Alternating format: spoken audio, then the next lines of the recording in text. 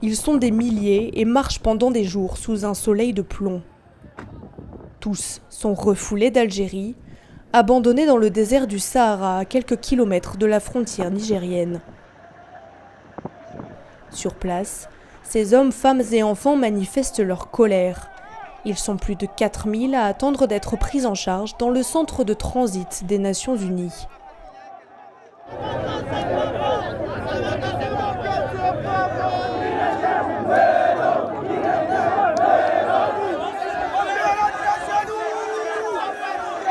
Malgré les sollicitations des migrants, interdiction de tourner dans ce centre géré par l'OIM, un centre qui accueille 1400 migrants et dont les capacités d'accueil sont saturées. Dans ce climat tendu, cette équipe d'humanitaires tente de calmer les manifestants. Ceux qui sont à l'intérieur du centre, qui seront identifiés à la base de leurs numéros, les numéros d'enregistrement dans le centre. Ils vont partir à Arlit, ils vont libérer de la place et ceux qui sont dehors vont rentrer. Et pas tous, pas tous, parce que la capacité du centre, vous-même vous voyez la capacité du centre. Une situation insupportable pour Abou Soufiane et ses camarades venus de toute la sous-région. Ils attendent depuis plusieurs mois une assistance humanitaire dans cette prison à ciel ouvert. Le soir, c'est là où on s'installe pour dormir.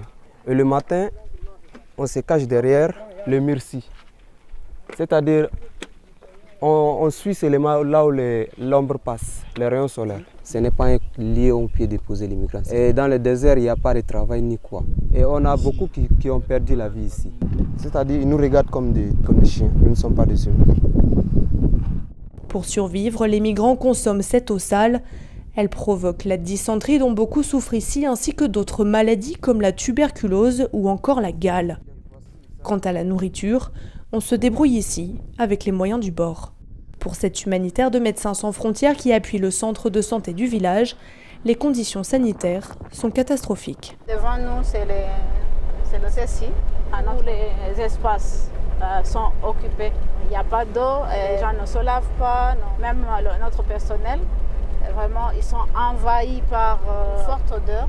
Tout ce que vous voyez ici en noir, ce n'est pas des pierres, ce n'est pas des sachets en plastique, mais ce sont les gens qui ont déféqué partout.